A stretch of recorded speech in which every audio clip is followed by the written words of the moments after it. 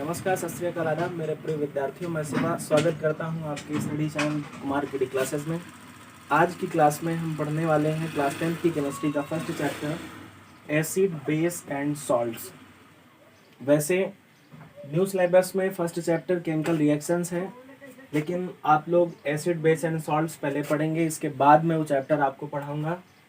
So please just concentrate on this topic. बहुत important topic है और इसमें से कुछ टॉपिक ऐसे हैं जो इस चैप्टर के नेम से भी ज़्यादा इम्पॉर्टेंट हैं। सो प्लीज़ बिना मिस करते हुए हम लोग उनको कॉन्सेंट्रेट करेंगे। तो एसिड, बेस एंड सॉल्ट को जानने से पहले हम लोग एक चीज़ जानेंगे। आप लोगों ने नाम सुना होगा वैद्युत अपघट्य पदार्थ। वैद्युत अपघट्य पदार्थ इंग्लिश में बोलते हैं इलेक्ट्रोलाइटिक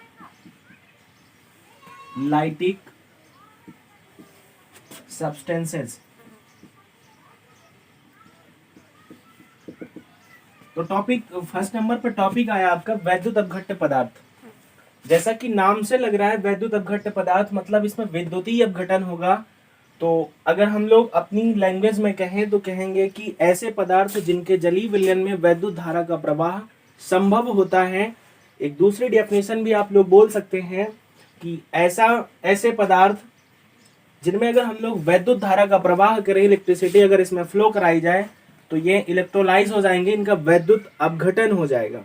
और जब इनका वैद्युत अपघटन होता है तो ये दो अलग अलग तरीकों के आयनों में टूटते हैं और उन दोनों आयनों को डिफाइन किया स्वांटे आर्हेनियस ने। इस टॉपिक के बाद में हम लोग स्वांटे आर्हेनियस का सिद्धांत पढ़ेंगे। तो वैद्युत अपघट्य पदार्थ की डेफिनेशन अगर मैं बोलूं तो होगी कि ऐसे पदार्थ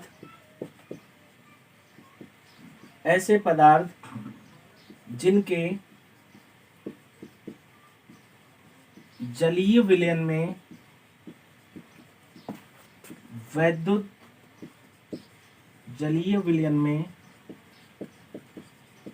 वैद्युत धारा प्रवाहित करने पर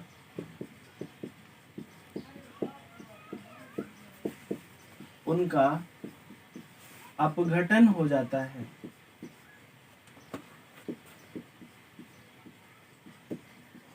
है अथवा वे अपने अवयवी आयनों में वियोजित हो जाते हैं।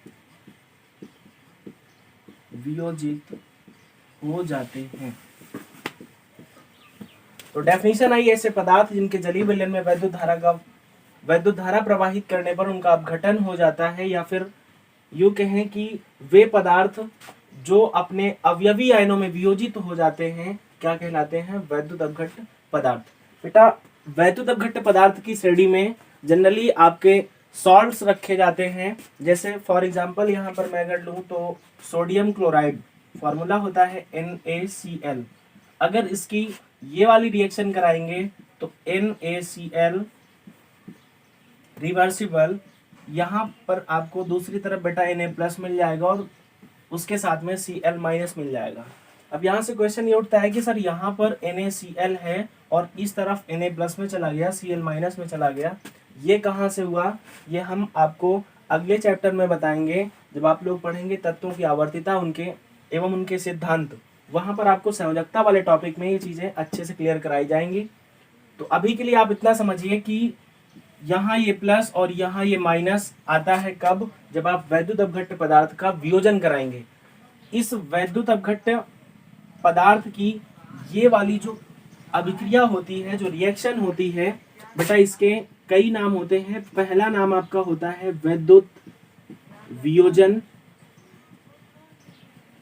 दूसरा नाम होता है आयनन,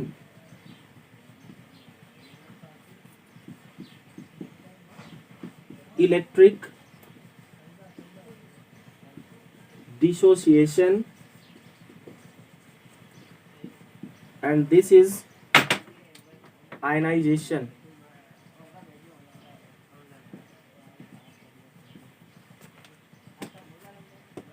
तो इस तरह के पदार्थ जो अपने आयनों में टूटेंगे उन्हें हम कहेंगे वैद्युत अपघट्य पदार्थ, और वैद्युत अपघट्य पदार्थों के अपने अवयवी आयनों में टूटने की जो प्रक्रिया होगी उसे वैद्युत वियोजन या वैद्युत आयनन कहेंगे। बेटा वैद्युत वियोजन या वैद्युत आयनन होता क्या है, इसको डीपली डिफाइन करेंगे आगे। तो आप लोगों ने एक साइंटिस्ट का नाम सुना होगा, उनका नाम था स्वांटे आर्हीनियस, जिन्होंने सन 1887 ईस्वी में वैद्युत वियोजन के सिद्धांत संबंध में एक सिद्धांत प्रतिपादित किया, जिसे हम लोग स्वांटे आर्हीनियस का वैद्युत वियोजन का सिद्धांत के नाम से जानते हैं। तो आइए पढ़ते हैं वैद्युत वियोजन का सिद्धांत। आप लोग वीडियो पॉज करके यहाँ से स्क्रीनशॉट ले सकते हैं। Principle of electric dissociation, year था 1887 1887 ईस्वी, साइंटिस्ट का नाम था स्वांटे आर्हीनियस।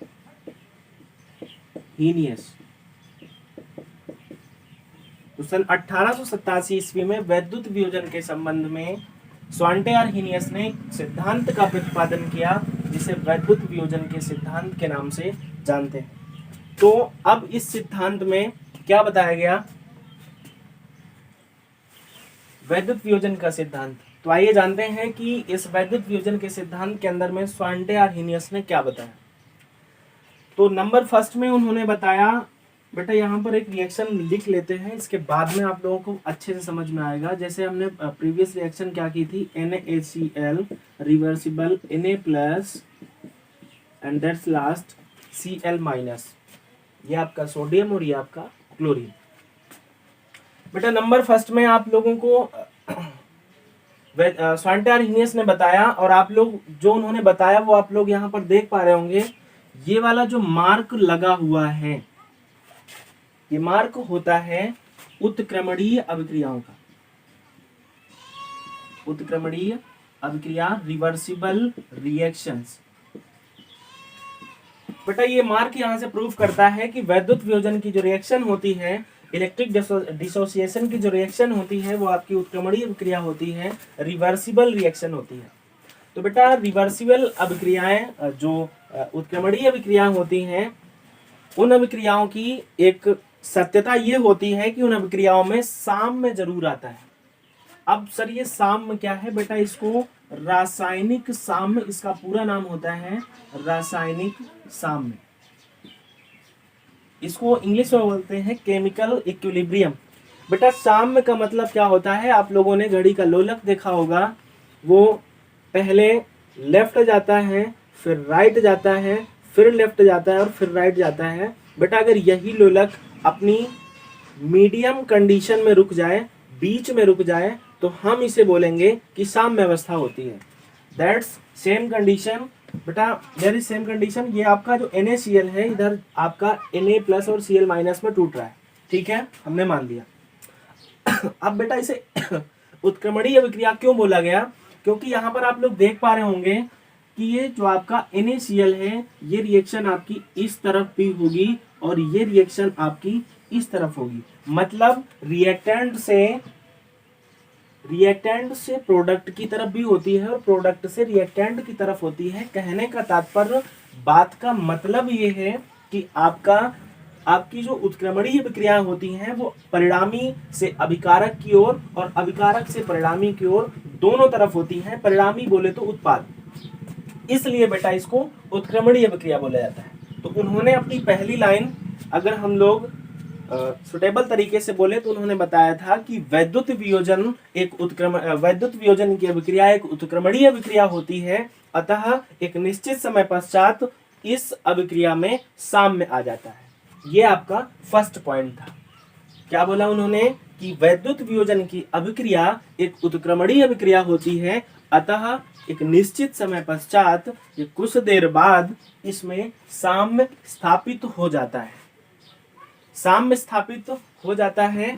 अब इसका मतलब क्या है बेटा, अगर मैं यहाँ पर इसकी कॉन्सेंट्रेशन, किसकी, NaCl की कॉन्सेंट्रेशन अगर मैं यहाँ पर AB ले लूं, या फिर आप इस रिएक्शन को यहाँ से हटा दीजिए, इसके जैसी मिलती जुलती एक कोई दूसरी रिएक्शन लेते हैं।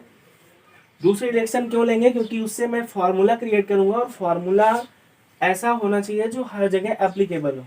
तो यहाँ से देखेंगे, यहाँ पर हमने वैद्युत अपघट्ट पदार्थ की जगह कोई पदार्थ हमने ले लिया है AB।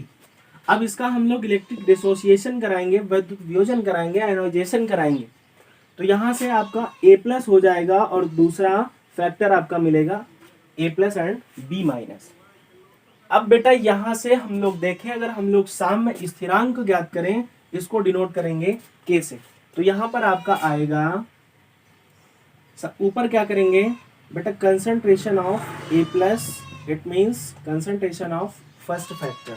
मतलब यहाँ से जो आपका पहला वाला फैक्टर मिलेगा उसकी कंसंट्रेशन यहाँ पे रखेंगे, into concentration of second factor बोले तो B- upon concentration of total substance, कौन सा, इलेक्ट्रोलाइटिक सब्सटेंस।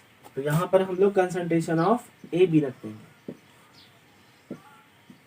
ये आपका फॉर्मूला होता है, ठीक है, क्लियर, ओके। अब यहां से हम लोग सेकंड नंबर पे पढ़ेंगे। सेकंड नंबर पे उन्होंने बताया कि कोई भी वैद्युत अपघट्य पदार्थ या किसी भी वैद्युत वियोजन की अभिक्रिया के पश्चात क्या होगा, किसी भी वैद्युत वियोजन की अभिक्रिया के पश्चात कोई भी वैद्युत अपघट्य पदार्थ अधिकतम मैक्सिमम 2 तरह के आयनों में टूटता है। इनमें से जो आयन धनावेश युक्त परमाणुओं वाला होता है, जिसमें धनावेश होता है, उसे हम लोग धन आयन कहेंगे।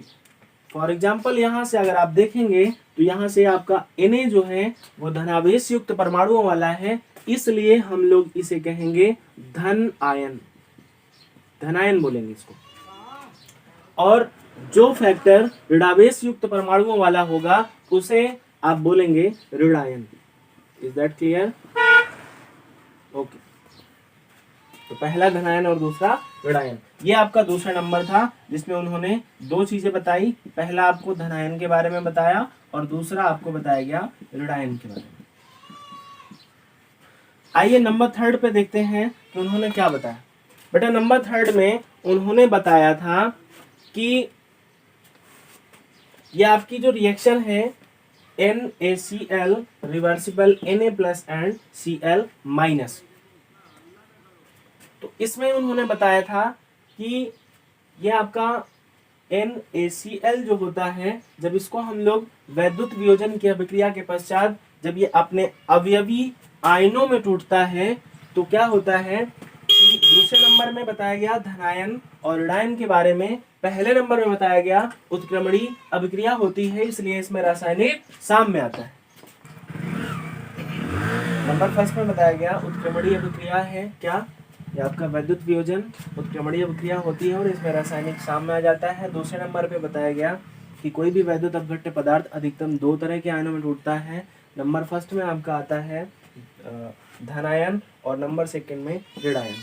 जो फैक्टर आपका धनावेश युक्त परमाणुओं वाला होगा उसे हम लोग बोलेंगे धनायन और जो ऋणावेश युक्त परमाणुओं वाला होगा उसे बोलेंगे ऋणायन। नंबर 3 में उन्होंने बताया कि वैद्युत वियोजन की अभिक्रिया में जब वैद्युत धारा का प्रवाह होता है, ये आपका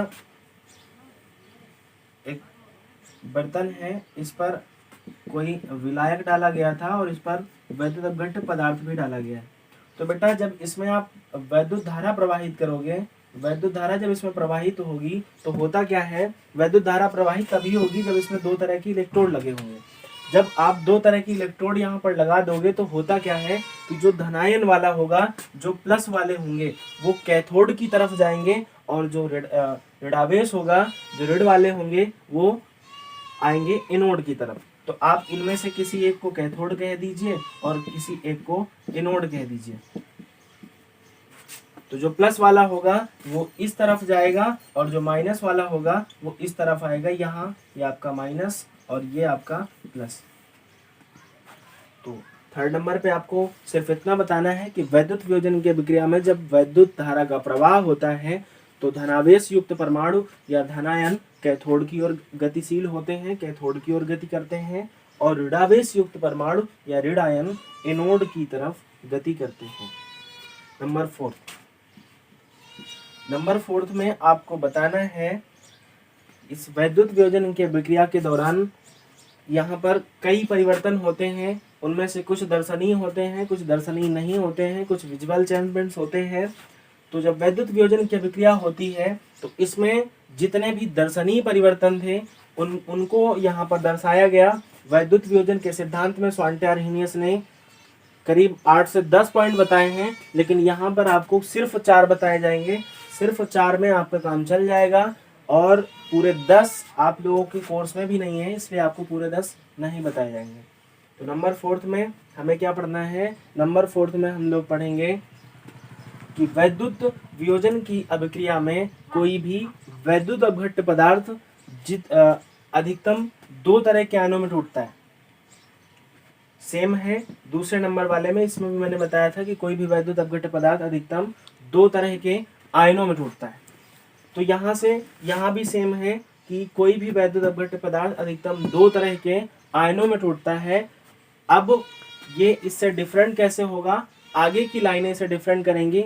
आगे के लाइन में बताया क्या गया कि धनायन सिर्फ वही फैक्टर हो सकता है जिसमें परमाणु युग्म त्यागने की क्षमता हो। और नंबर 2 में उसने क्या बताया? नंबर 2 जो आपका Cl- है, Cl- ऋणायन वही हो सकता है जिसमें इलेक्ट्रॉन युग्म ग्रहण करने की क्षमता हो। जो इलेक्ट्रॉन त्यागेगा उस पर धन आएगा, जो इलेक्ट्रॉन ग्रहण करेगा उस पर ऋण आएगा। सिंपल सी बात थी, क्लियर हो गया आपका वैद्युत वियोजन का सिद्धांत। नंबर 1 में बताया गया कि वैद्युत वियोजन एक उत्क्रमणीय अभिक्रिया होती है जिसमें कुछ समय पश्चात रासायनिक साम्य आ जाता है। नंबर 2 में बताया गया कि यह अधिकतम 2 तरह के आयनों में टूटता है। नंबर 1 में जो आयन आपका धनावेश युक्त परमाणुओं वाला होगा उसे धनायन कहेंगे, और नंबर 2 जो ऋणावेश युक्त परमाणुओं वाला होगा उसे ऋणायन कहेंगे। नंबर 3 में बताया गया कि वैद्युत वियोजन की अभिक्रिया में जब हम लोग वैद्युत धारा का प्रवाह करते हैं तो होता क्या है? जब आप वैद्युत धारा का प्रवाह करेंगे तो धनायन कैथोड की तरफ गति करता है और ऋणायन एनोड की। स्वांटे आर्हेनियस ने वैद्युत वियोजन के सिद्धांत में जो बताया उसको एक बार फिर से रिपीट करेंगे, बहुत इंपॉर्टेंट है, इस वजह से मैं रिपीट करा रहा हूँ। नंबर 1 में उन्होंने बताया था कि वैद्युत वियोजन की अभिक्रिया एक उत्क्रमणीय अभिक्रिया होती है, और उत्क्रमणीय अभिक्रिया होने के कारण कुछ समय पश्चात इसमें साम्य आ जाता है। नंबर 2 में उन्होंने बताया कि कोई भी वैद्युत अपघट्य पदार्थ का जब वियोजन कराएंगे तो वो अधिकतम 2 तरह के आयनों में टूटता है। फिर उन्होंने बताया कि कोई भी वैद्युत अपघट्य पदार्थ अधिकतम 2 तरह के आयनों में टूटता है तो उनमें से जिस आयन में धनावेश युक्त परमाणु होंगे उसे धनायन बोलते हैं, और जिस आयन में ऋणावेश युक्त परमाणु होंगे उसे ऋणायन बोला जाता है। नंबर 3 में उन्होंने बताया, नंबर 3 में मैंने यहाँ पर आपको बताया था कि जब आप किसी वैद्युत वियोजन की अभिक्रिया में वैद्युत धारा का प्रवाह कराएंगे तो जो धनावेश युक्त परमाणु मतलब जो धनायन होगा वो कैथोड की तरफ जाएगा, और जो ऋणायन होगा वो एनोड की तरफ जाएगा, एनोड की तरफ गति करेगा। नंबर 4 में उन्होंने बताया था कि कोई भी वैद्युत अपघट्य पदार्थ, किसी भी वैद्युत अपघट्य पदार्थ का, आप कोई भी वैद्युत अपघट्य पदार्थ ले लीजिए, पूर्ण रूपेण उसका वियोजन नहीं होता है। तो किसी भी वैद्युत अपघट्य पदार्थ का जितना भाग वियोजित होता है, कोई भी वैद्युत अपघट्य पदार्थ का जितना भाग आयनों में टूटता है उस मात्रा को आयनन की मात्रा कहते हैं। अब आगे आपका टॉपिक आता है, इस आयनन की मात्रा को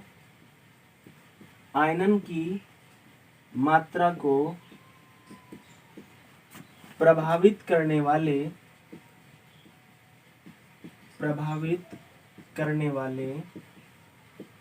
कारक, the factors influencing amount of ionization। तो आयरन की मात्रा को प्रभावित करने वाले कारक से तात्पर्य यह है कि हम यहाँ पर उन कारणों को पढ़ेंगे जिन कारणों से आपका वैद्युत वियोजन घट या बढ़ सकता है। तो नंबर 1 में यहाँ पर पहला फैक्टर आपका आता है विलायक की प्रकृति। विलायक की प्रकृति, विलायक की प्रकृति, इससे क्या तात्पर्य है बेटा? आपने आपने कोई वैद्युत अपघट्य पदार्थ, ये आपका वैद्युत अपघट्य पदार्थ है। आपने ये वैद्युत अपघट्य पदार्थ लिया, तो आप अगर इसका वियोजन कराना चाहते हैं तो आप जाहिर सी बात है इसे किसी विलायक में घोलेंगे। तो बेटा जब आप इसको किसी विलायक में घोलेंगे तो सोचिए किस कंडीशन में ये सबसे ज्यादा वियोजित कर सकता है। तो बेटा अगर ये आपका वैद्युत अपघट्य पदार्थ इस विलायक में जितना ज्यादा घुलेगा, जितना अच्छे से घुलेगा, उतना ज्यादा वियोजन होगा, और जितना कम घुलेगा, जितना कम अच्छे से घुलेगा, उतना ही कम वियोजन होगा। तो ज्यादा कम ना बोलते हुए हम लोग ऐसा बोलेंगे जो हम यहाँ पर लिख सकें। तो लिखने वाली लैंग्वेज में मैं आपको बताऊं तो कहेंगे ऐसा विलायक, या फिर कहेंगे कोई भी विलायक, किसी भी विलायक की विलेयता जितनी ज्यादा होगी। विलेयता क्या होती है? विलेय लेने की क्षमता। किसी भी विलायक द्वारा विलेय लेने की क्षमता, विलायक को घोलने की क्षमता विलेयता कहलाती है। तो किसी भी विलायक की प्रकृति या कोई भी विलायक जितना ज्यादा, किसी भी विलायक की विलेयता जितनी ज्यादा होगी, कोई विलायक जितना ज्यादा विलेय ले सकता होगा, कोई किसी भी विलायक की विलेयता जितनी ज्यादा होगी, उस विलायक के साथ में वैद्युत वियोजन उतना ही ज्यादा होगा। बिल्कुल जाहिर सी बात है, आप किसी भी पदार्थ को जितना ज्यादा घोल पाओगे, वियोजित उतना ही ज्यादा होगा। ठीक। नंबर सेकंड, वैद्युत अपघट्य, वैद्युत अपघट्य पदार्थ की प्रकृति, नेचर ऑफ इलेक्ट्रोलाइटिक सब्सटेंस। अब वैद्युत अपघट्य पदार्थ की प्रकृति किस तरह से आपके वैद्युत वियोजन को प्रभावित कर सकती है, ध्यान से समझेंगे। बेटा वैद्युत वियोजन को वैद्युत अपघट्य पदार्थ किस तरह से प्रभावित करता है, ये दोनों एक दूसरे से जुड़े हुए हैं। बेटा कोई भी वैद्युत अपघट्य पदार्थ जितना ज्यादा घुलनशील होगा, उस वैद्युत अपघट्य पदार्थ के साथ वैद्युत वियोजन उतना ही ज्यादा होगा, उतनी ही ज्यादा मात्रा में होगा। तो कोई भी वैद्युत अपघट्य पदार्थ जितना ज्यादा घुलनशील होगा, उस वैद्युत अपघट्य पदार्थ के साथ वैद्युत वियोजन उतना ही ज्यादा होगा। अब आपको यहाँ पर मैं एक एग्जांपल के थ्रू समझाऊंगा। देखिए आप क्या करिए कि आप इस जगह पे 25 ग्राम NaCl लीजिए, और इस जगह पर आप 20 ग्राम NaCl और प्लस 5 ग्राम, यहाँ पर आप 5 ग्राम मड ले लीजिए, बालू। बेटा दोनों की क्वांटिटी सेम है, ये भी 25 ग्राम है और ये भी 25 ग्राम, 20 ये और 5 ये। ठीक। अब इन दोनों को, इस वाले को और इस वाले को, यहाँ पर आप सेम सॉल्वेंट रखिए, सेम विलायक रख लीजिए, इसके नीचे भी सेम विलायक। जिसमें आप इसको घोल रहे हो, उसी में आप इसको भी घोलिए। जितनी मात्रा में आपने यहाँ पर विलायक ले रखा है, उतनी ही मात्रा में आप यहाँ पर विलायक लीजिए। बेटा ये वाला आपका ज्यादा अच्छे से घुलेगा और ये वाला अच्छे से नहीं घुल पाएगा। क्यों? क्योंकि इसमें पूरा का पूरा आपका नमक है और इसमें नमक के साथ बालू भी है। क्या कोई ऐसा है जो नमक के साथ बालू को भी पानी में घोल पाए? ना जी ना, बिल्कुल नहीं हो सकता। तो यहाँ से आप देख सकते हैं कि ये आपका 25 था, यहाँ आपका 20 ग्राम NaCl है, तो ये 25 पूरा घुल जाएगा। तो जाहिर सी बात है इसका वियोजन ज्यादा होगा, और ये यहाँ पर इसमें 20 ग्राम घुला हुआ है, तो कम घुला हुआ है, तो बेटा वियोजन भी कम होगा। इसीलिए वैद्युत अपघट्य पदार्थ की प्रकृति किस तरह से प्रभावित करती है, तो सीधी लाइन हमें ये बोलनी है कि कोई भी वैद्युत अपघट्य पदार्थ जितना ज्यादा घुलनशील होगा, उस वैद्युत अपघट्य पदार्थ के साथ वियोजन उतना ही अधिक होगा। तो इसको मैं एक छोटी सी लाइन में अगर बताना चाहूं तो वैद्युत वियोजन आपका अनुक्रमानुपाती होता है घुलनशीलता के, और घुलनशीलता किसकी? वैद्युत अपघट्य पदार्थ की। बेटा कोई भी वैद्युत, इस डायरेक्टली प्रोपोर्शनल का अनुक्रमानुपाती का मतलब ये होता है, अगर एक बढ़ा तो दूसरा भी बढ़ेगा और एक घटा तो दूसरा भी घटेगा। ठीक। नंबर थर्ड में आपका आता है टेम्परेचर। कोई भी किसी भी वैद्युत वियोजन की प्रक्रिया को, वैद्युत वियोजन की अभिक्रिया को ताप किस तरह से प्रभावित कर सकता है, आप लोग ध्यान से देखेंगे। बेटा ये आपका यहाँ पर जो थर्ड नंबर में ताप आया हुआ है, बेटा ये इनसे रिलेशन रखता है, इन दोनों पॉइंट से रिलेशन रखता है। किस प्रकार से, देखिए बेटा ताप का मतलब क्या होता है, जब आप किसी भी वस्तु का जब आप ताप बढ़ाएंगे, जब आप उसका टेम्परेचर इंक्रीज करेंगे, तो बेटा कोई भी सॉलिड, जब आप उसका कंटिन्यू टेम्परेचर इंक्रीज करेंगे तो कोई भी सॉलिड धीरे धीरे लिक्विड स्टेट में जाने लगता है। लिक्विड स्टेट में जाने का मतलब ये हुआ कि कोई भी पदार्थ सांद्र से तनु हो गया, गाढ़े से पतला हो गया। तो बेटा एक बात सबको समझ में आ रही होगी कि आप किसी भी गाढ़े विलायक में कोई भी वस्तु कम घोल पाएंगे और पतले विलायक में कोई भी वस्तु ज्यादा घोल पाएंगे। एग्जाम्पल के तौर पर अगर मैं यहाँ पे कहूँ तो आपके एक हाथ में एक गिलास है, दूसरे हाथ में एक गिलास है। पहले वाले गिलास में आपने पानी भरा हुआ है, दूसरे वाले गिलास में आपने रसगुल्ले की चाशनी ले रखी है। अब दोनों में आपको 10-10 ग्राम चीनी घोलनी है, तो आप दोनों में घोल पाएंगे, लेकिन जितने जल्दी आप पानी में घोल लेंगे उतनी जल्दी चाशनी में नहीं घोल पाएंगे। क्यों? क्योंकि ये विलायक आपका ऑलरेडी गाढ़ा है और ये पतला है। और बेटा ताप बढ़ाने पर कोई भी विलायक पतला हो जाता है, तनु हो जाता है। तो तनु हो जाएगा तो होगा क्या, अब देखिए यहाँ से एक सीरियल वाइज रिलेशन बनेगा, ध्यान से देखिएगा। बेटा इसमें कोई ये जो भरा हुआ है ये आपका सांद्र विलायक इसमें भरा हुआ है। ठीक। अब आपने क्या करा कि इसका टेम्परेचर T आपने क्या करा, इंक्रीज कर दिया। तो जब आप इसका टेम्परेचर इंक्रीज करोगे, तो जब आप इसका टेम्परेचर इंक्रीज कर लोगे बेटा, तो ये फिर बाद में क्या हो जाएगा, तनु हो जाएगा। ठीक है, और ठंडा होगा तो फिर से सांद्र हो जाएगा। बेटा जब ये तनु हो गया तो अब आप इसमें कोई भी वैद्युत अपघट्य पदार्थ जब घोलोगे तो ज्यादा घोल पाओगे, किसकी अपेक्षा, जब ये सांद्र था। एग्जाम्पल के तौर पे मैं आपको बताना चाहूंगा, आप लोगों ने देखा होगा आपके घर में सब्जी दाल वगैरह बनती है, तो आप लोगों ने देखा होगा कि जब बर्नर से दाल का कुकर नीचे उतारा जाता है, उसे खोला जाता है, तो दाल ऐसी होती है कि आप चाहे तो डुबकिया लगा लें। लेकिन वही दाल जब आप शाम को देखते होगे तो एकदम गाढ़ी हो जाती है। कभी सोचा है क्यों होता है ये? जब बेटा दाल बर्नर से नीचे उतारी जाती है तो उसका टेम्परेचर बढ़ा हुआ होता है, इसलिए दाल का जो सॉल्यूशन होता है, जो विलयन होता है, वो तनु होता है, और शाम तक उसका टेम्परेचर धीरे धीरे घट करके नॉर्मल हो जाता है। तब वही दाल का विलयन, वही दाल का सॉल्यूशन क्या बन जाता है, सांद्र, गाढ़ा हो जाता है।